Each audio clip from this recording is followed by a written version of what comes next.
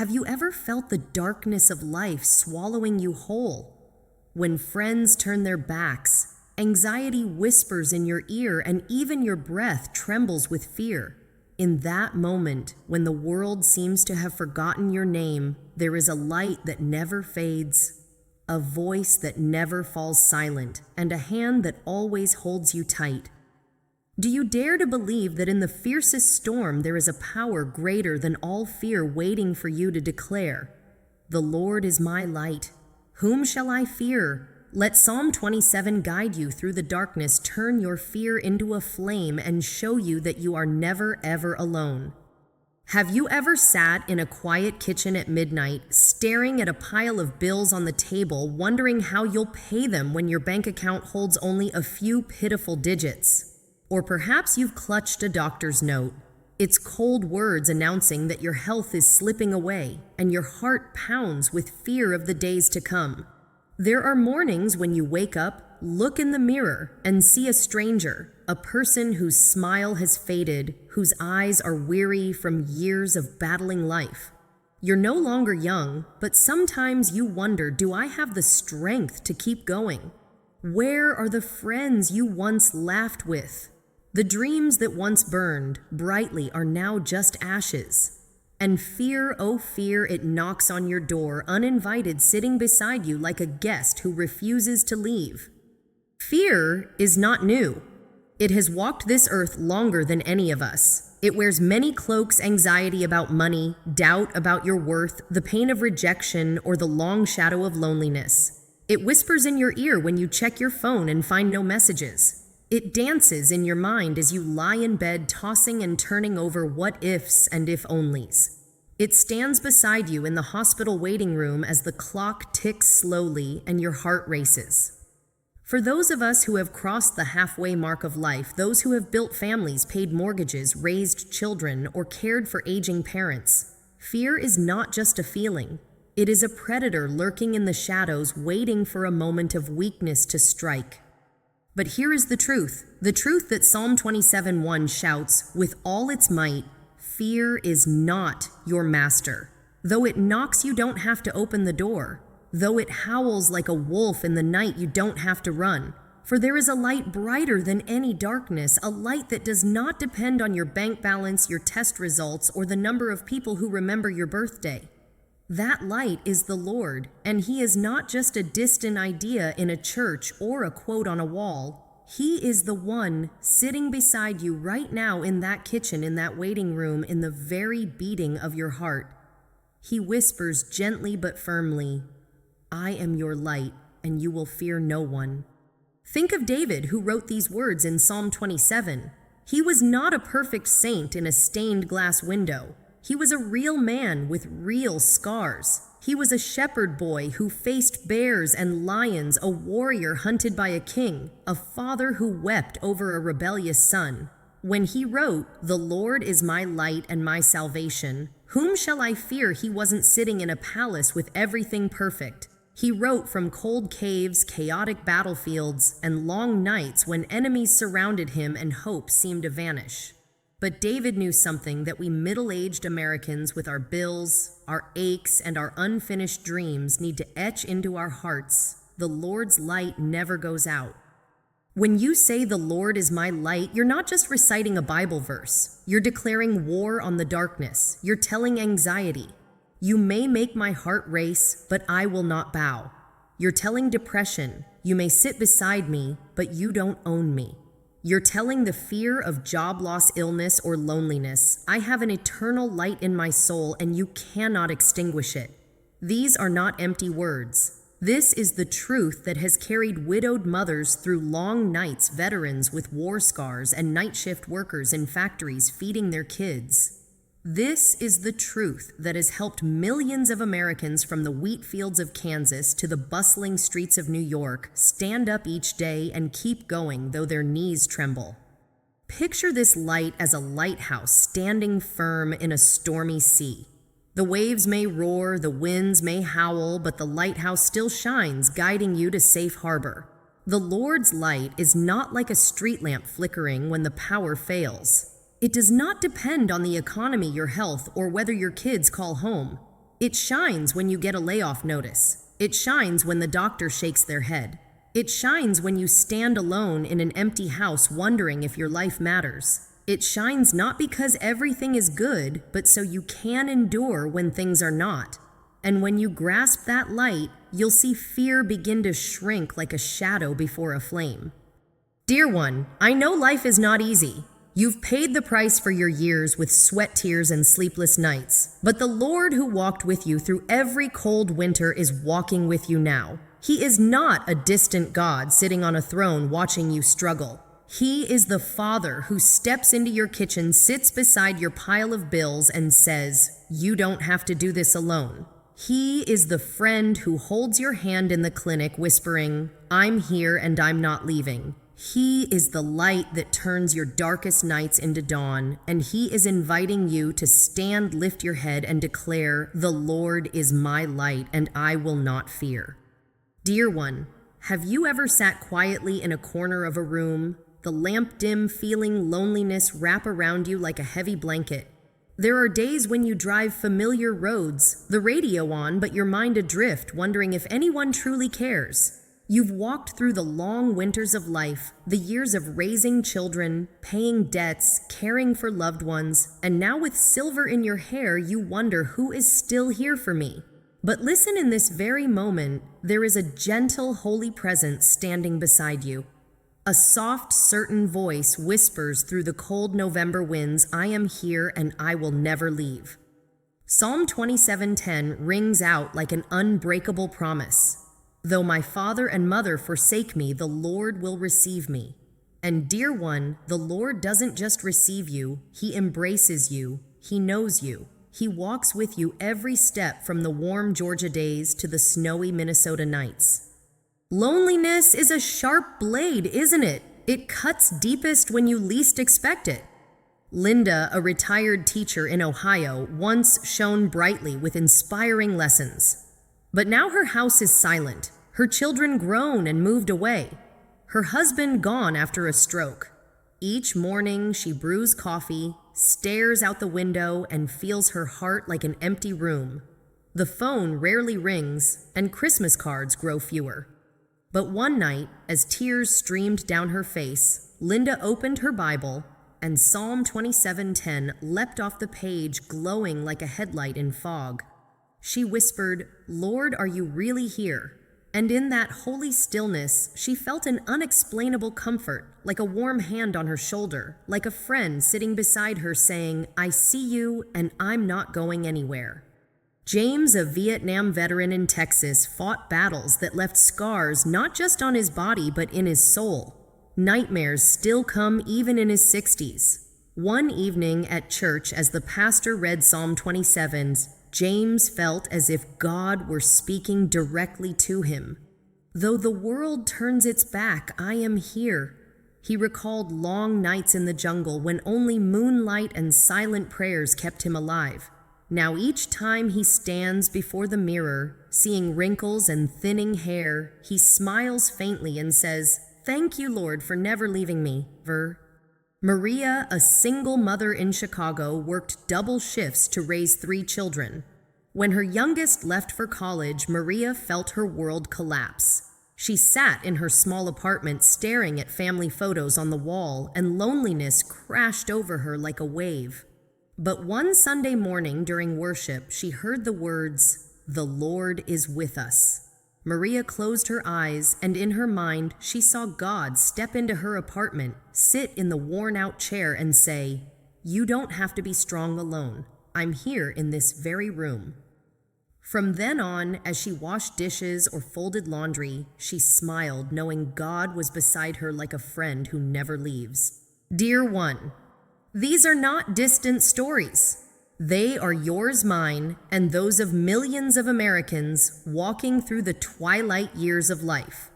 There are days when you stand in the grocery store watching couples hold hands, wondering if you're still loved. There are nights when you lie in bed hearing the clock tick, feeling like no one on earth knows your pain. But God knows.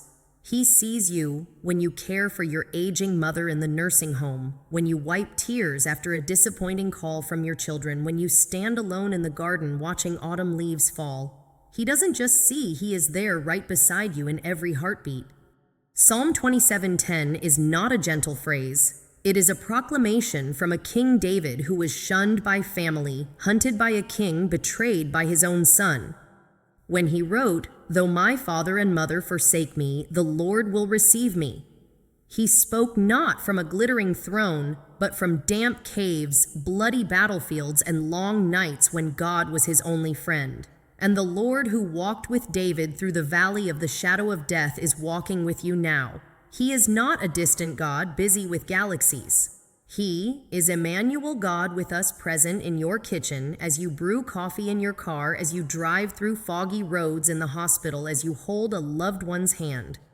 Picture this. You're walking through a dark forest, no light in sight, only the howling wind and fear trailing your steps. But then a small flame appears, not large, but warm enough to heat your hands, bright enough to light your path. That flame is God. He doesn't need thunder or fireworks to prove his presence. Sometimes he comes as a gentle breeze, as a peace that settles when you pray at midnight. Sometimes he is the unexpected strength that gets you out of bed dressed and facing another day though your heart is heavy. Sometimes he is the hymn in church rising, just when you need it, reminding you, you are not alone.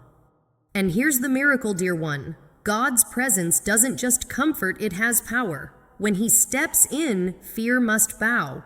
When he speaks, darkness must flee. When he holds your hand, no storm can sweep you away. Think of the times you felt you couldn't go on, when the job fell through, when your spouse left, when the house once filled with laughter echoed with silence. Yet somehow you're still here, still standing, still breathing. That's not just your strength. That's God who sat with you through long nights, wiped your tears when no one saw, and whispered, "I'm here and I will never leave you."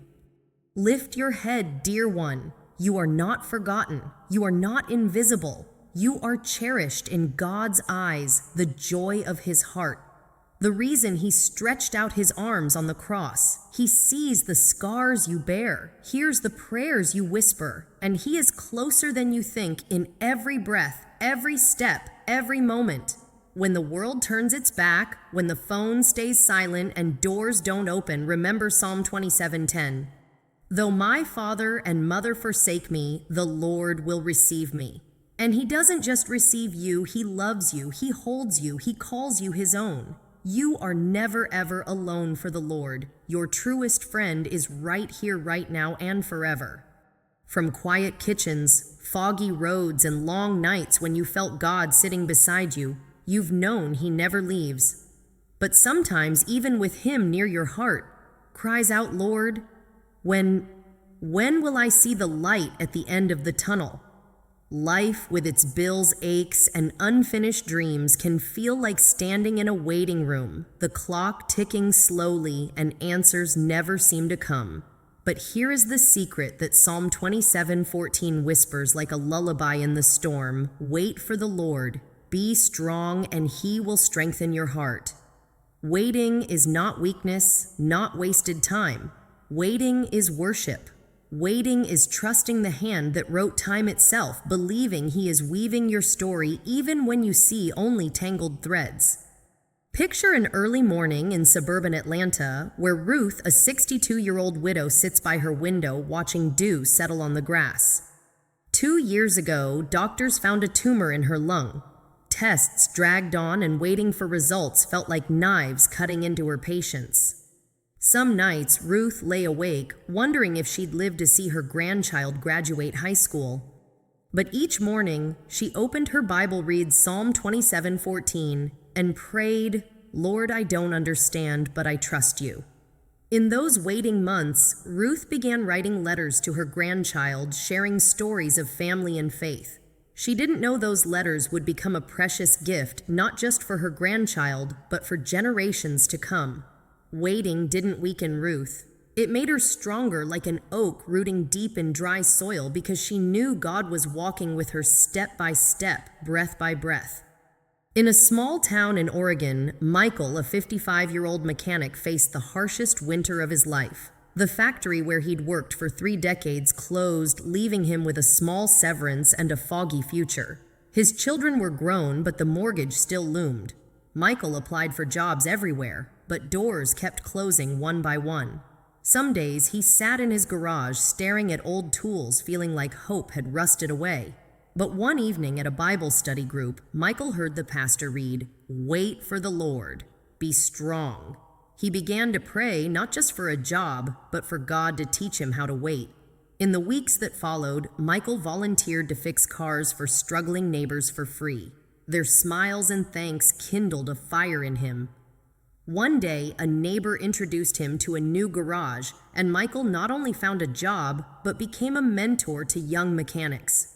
Waiting transformed him from an unemployed man to an inspiration because God was working in his stillness. Waiting isn't easy, is it? It's like standing on a riverbank, watching the water flow, unsure when your boat will arrive. For those of us who've crossed half of life's journey, those who've paid debts, raised kids, and faced long winters, waiting can feel like a burden. You wait for medical results, your heart tightening with every phone ring. You wait for a call from a child who hasn't spoken in years, hoping for an apology or a hug. You wait for a new opportunity, a spark after years of weariness. And in those moments, when the clock seems frozen, fear can creep in, whispering, "God has forgotten you." But listen, my friend, God never forgets. He doesn't rush, because he doesn't want to miss a single step with you, his beloved child. Psalm 27:14 is not just a verse. It's an invitation to soar like an eagle above the storm. An eagle doesn't flap its wings in panic like a pigeon or scratch in the dust like a chicken. It spreads its wings, letting the wind lift it, and that wind, my friend, is God's presence. When you wait, you're not standing still. You're being shaped like a seed resting in dark soil roots growing deep, preparing for a season of blooms. You're being forged like steel in a furnace to become stronger than ever. And in that waiting, God is whispering, "You're not delayed. You're being prepared. I'm writing your next chapter, and it will be glorious." Think of Ruth writing letters in her waiting, unaware she was leaving a legacy. Think of Michael fixing cars for free in his unemployment, not knowing his kindness would open new doors. And think of yourself those times you kept walking though your feet were weary because you trusted God was near. Waiting is not giving up. It's handing time to the one who created it. It's believing what God has for you won't miss you and what passes by isn't worth keeping. As you wait, worship. Pray over your morning coffee. Sing in the car though your voice trembles. Help a stranger though your heart aches. For in waiting, you don't just survive, you soar like an eagle lifted by the gentle yet mighty hand of God. My friend, life can feel like an endless winter, but the Lord who makes flowers bloom in deserts is walking with you through every cold day. He is not just the God of answered prayers. He is the God of waiting rooms, sleepless nights, and unanswered questions. And in those quiet moments, when nothing seems to move, he is weaving a beautiful tapestry from your life. So stand tall though your knees tremble. Lift your head though tears fall. Wait, but wait with hope, with faith, with a song of praise, for he has promised, "Be strong, and I will strengthen your heart." And when the time comes, oh my friend, it will come. You will soar like an eagle through every storm to the place God has prepared where his light shines forever. You've walked through life's waiting rooms where clocks tick slowly and hope sometimes fades like November fog. You've learned to wait on the Lord, spreading your wings like an eagle, trusting he's weaving wonders in the stillness. But in the long winters, when golden leaves fall and cold winds howl through snow-covered streets, your heart cries for something deeper, not just survival, but abundant life. Psalm 27:4 shines like spring sunlight through barren branches, calling you to a place beyond every storm. One thing I ask from the Lord, This only do I seek, that I may dwell in the house of the Lord all the days of my life, to gaze on the beauty of the Lord and to seek him in his temple. Dwelling in God's house is not a quick Sunday visit. It's pitching your tent in his presence, finding your soul's true home where every burden melts away and every wound is healed like buds bursting into bloom in a spring meadow. In suburban Boston, as the fiery red leaves of autumn blanketed the walkways, Eleanor, a 67-year-old mother, sat in her cold living room. Her husband had passed 3 years earlier, and the house once filled with the laughter of children and grandchildren now echoed with the ticking of a clock. That fall, Eleanor felt her heart withering like the leaves in her yard. She remembered days at church with her husband singing hymns, but now she wondered if God still heard her prayers. One afternoon, as autumn winds rattled the windows, Eleanor opened her Bible, and Psalm 27:4 blew into her soul like a warm breeze. She began to pray not for miracles, but to feel God like a friend by the fireplace.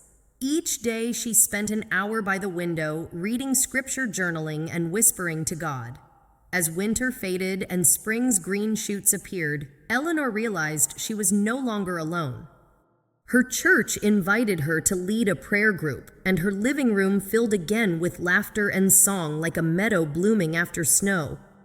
Dwelling in God's house turned Eleanor's gray autumn into a vibrant spring, for she found her true home not in wooden walls, but in his presence. Farther north, in a snow-covered town in Wisconsin, winter brought biting cold to Robert, a 60-year-old retired engineer. After a car accident, Robert lost the ability to walk freely, and with it the joy of hiking or fishing. That winter, as snow piled high outside, Robert felt his soul buried under ice. Old friends visited less, and he wondered if his life still mattered. One night, as the fireplace crackled, Robert heard a radio sermon on Psalm 27:4. The call to gaze on the beauty of the Lord pierced him like sunlight through clouds. He began praying not for healed legs, but to see God more clearly. He joined an online Bible study, sharing faith stories with people he'd never met. When spring arrived, snow melted, and daffodils bloomed by his porch, Robert found a new purpose, writing short devotionals emailed to his group, sparking hope for dozens of others. Dwelling in God's house turned Robert's icy winter into a warm spring, for he learned to live in God's presence where every loss became a new beginning. My friend, life can feel like being stuck in autumn when everything falls, or winter when everything freezes. You've paid the price for your years, sleepless nights with children, long workdays to pay debts, tears wiped away when loved ones passed. Some mornings you stand by the window watching leaves fall or snow blanket the ground, wondering if your heart will ever warm again. But Psalm 27:4 invites you not just to survive winter, but to live fully in God's house. There, you're not a passing guest. You're his beloved child, invited to sit by the fire of his presence where sorrow melts like snow in spring sunshine. Picture this house, not walls or shingles, but God's presence, warm as a fire in winter's night, radiant as a spring meadow.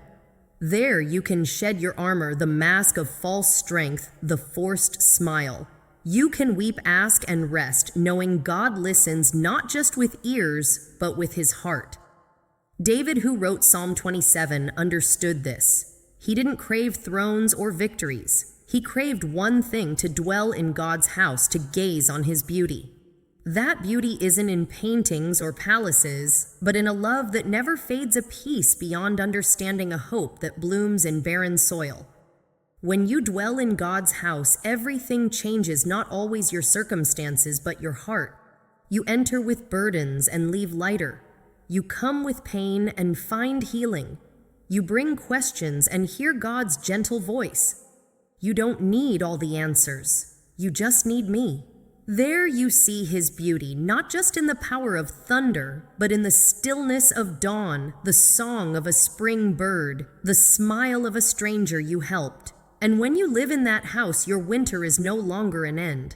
It's the start of a new spring, where God plants seeds of hope, waters them with grace, and makes them bloom vibrantly.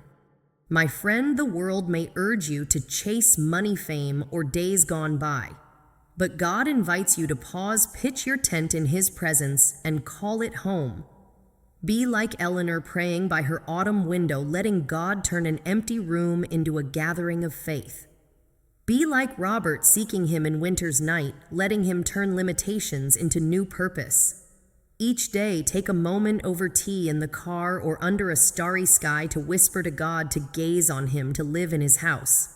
For there you don't just find life, you find yourself God's beloved child, wrapped in eternal love, led from icy winter to endless spring, where everything blooms under His light. You found your true home in God's presence, where icy winters melt into spring meadows, where your soul blooms under His light. But life, with its cold winds and sudden storms, never stops testing you. There are days standing on snow-covered paths when you feel enemies, not people, but the shadows of loss, failure, and doubt encircling you, howling like wolves in the night. In those moments when everything seems to crumble, Psalm 27:3 rises like a song of triumph, bold and unyielding. Though an army besiege me, my heart will not fear. Though war break out against me, even then I will be confident. My friend, you who have weathered life's storms, your faith is not a candle easily snuffed out. It's a fire forged in the furnace of trials, burning brightly through every tempest, leading you from dark winter nights to the radiant dawn of spring. In a small town in Montana, that winter brought bitter cold, but nothing was colder than the heart of Agnes, a 68-year-old woman who had just lost her only son to illness. As snow fell thickly blanketing the roads to her home, Agnes sat by her son's framed photo, feeling her soul buried with him. Neighbors came with food and condolences, but no one could fill the void in her heart. One night, as winds howled through her windows, Agnes opened her Bible, and Psalm 27:3 cut through the darkness like a sword. She whispered, "Lord, I don't understand why, but I trust you." She began writing memories of her son, not to hold on to pain, but to honor the love they shared. She sent those stories to a grief support group at church, and her words became a light for other grieving mothers. When spring arrived, snow melted, and wildflowers bloomed along the road, Agnes stood in her garden feeling a deep peace. Her faith, forged in the furnace of loss, turned pain into a flame of hope, shining not just for her, but for those around her. At the same time, in a struggling neighborhood in Detroit, winter brought a historic blizzard, collapsing the roof of a community church, a place where hundreds relied on for food, clothes, and hope. Samuel, a 72-year-old retired pastor, stood amid the rubble, staring at broken beams and shattered glass. His community, jobless workers, families in poverty, felt their faith crumbling too. But Samuel, with silver hair and blazing eyes, read Psalm 27:3 aloud to the crowd gathered in the cold. "Though an army besiege me, my heart will not fear." He called them to rebuild not just the church, but hope itself. Neighbors, from children to elders, brought hammers, nails, and hearts. They worked through freezing days, singing hymns amid snowfall. When spring came, sunlight streamed through new stained glass windows, and the church stood stronger, more radiant than ever. Samuel's faith, burning through the storm, turned a broken community into a flame of unity, lighting up the neighborhood. My friend, you who bear the scars of years, you know life is not a smooth road. You've paid the price for your winters, loved ones, lost dreams, shattered days when you wondered if you could go on. There are nights when you sit in darkness, hearing winter winds roar, feeling every enemy illness, loneliness, failure closing in. But Psalm 27:3 is not empty words. It's the battle cry of souls, tested hearts, bruised but standing firm. Your faith, forged through storms, is not a feeble light. It's an unquenchable fire burning through every tempest, because it's rooted in God, the one who walked with you through every valley, every dark night. Look at Agnes and Samuel, two distinct yet harmonious colors in the fire of faith. Agnes, in personal pain, found light by sharing her story, turning loss into legacy. Samuel, in communal trial, led others from rubble to restoration, turning brokenness into unity. One fought in the quiet of her heart, the other stood bold in the crowd. But both stood firm, knowing God doesn't just watch from afar. He steps into their storms, holds their hands, and whispers, "I'm here, and your fire will not go out." My friend, that fire burns in you too. It burns when you pray through tears, when you help a stranger, though your heart aches when you rise each morning, though your feet are weary. Picture your faith as the burning bush in the desert recorded in Exodus 3:2, blazing but never consumed. Storms may rage, snow may bury, but your fire still shines because it's kindled by God's hand. And as you stand firm, you don't just survive. You become a lighthouse for others. The child who's lost the neighbor in despair, the community breaking apart. Your winter, no matter how cold, is not the end. It's the furnace forging strength, preparing for spring when sunlight breaks through flowers bloom and you stand not just a survivor but a victor wrapped in God's eternal light. My friend, the years have taught you that life is a battlefield but also a song. Every scar you bear is proof of battles won. Every tear you've shed is a seed for springs to come. So when enemies surround, when blizzards howl, stand tall though your knees tremble. Sing praise though your voice breaks. Let your faith's fire burn brightly, for the Lord who led you through storms is beside you now, guiding you from dark winter nights to radiant dawn, where every trial becomes glory and every pain becomes his song. You've stood firm through life's blizzards, your faith's fire burning brightly forged in the furnace of loss and unity, turning dark winter nights into radiant dawns. You found God's light in quiet kitchens, felt his presence in anxious waiting rooms, learned to soar like an eagle through seasons of waiting, and pitched your tent in his eternal house. But as the years pass, as wrinkles on your face tell tales of storms weathered, one question echoes, will this fire burn forever? Psalm 27, like an undying lighthouse, answers with a profound truth resounding through every winter of the soul. The Lord is my light and my salvation. Whom shall I fear? My friend, you who bear the scars of time, your faith is not just a flame surviving storms. It's an eternal fire kindled by God's hand, leading you from cold winter days to endless spring meadows, where every trial becomes a song of glory. My friend, you've weathered harsh winter's times, when bills piled high nights, when tears fell for lost loved ones, days when you wondered if you still had worth. Every scar you bear is proof of battles fought. Every wrinkle is a story of endurance. Psalm 27 doesn't promise storms will cease or winters won't come, but it promises God's light will never fade, his presence will never leave, and your faith's fire will burn through every darkness. Dorothy, with trembling hands, learned to weave a legacy not with thread but with love and faith. And you, through years of storms, are weaving your own tapestry, stitched with silent prayers, acts of kindness, and times you rose though your heart was broken. Picture this fire in you, not a candle easily blown out, but the burning bush in the desert, as in Exodus 3:2, eternal because it's kindled by God. It burns when you pray over morning coffee, when you hold a loved one's hand in the hospital, when you sing hymns though your voice shakes. It burns when you help a stranger, though your heart aches, when you forgive though wounds still bleed. That fire doesn't just keep you warm through winter. It lights the path for those who follow your children, grandchildren, or a struggling neighbor. Your winter, no matter how cold, is not the end. It's the furnace forging a pure faith, preparing for an eternal spring where every pain blooms into flowers, every trial sings as a song. My friend, you who have walked through storms, stand tall though your feet are weary. Lift your head though tears stream.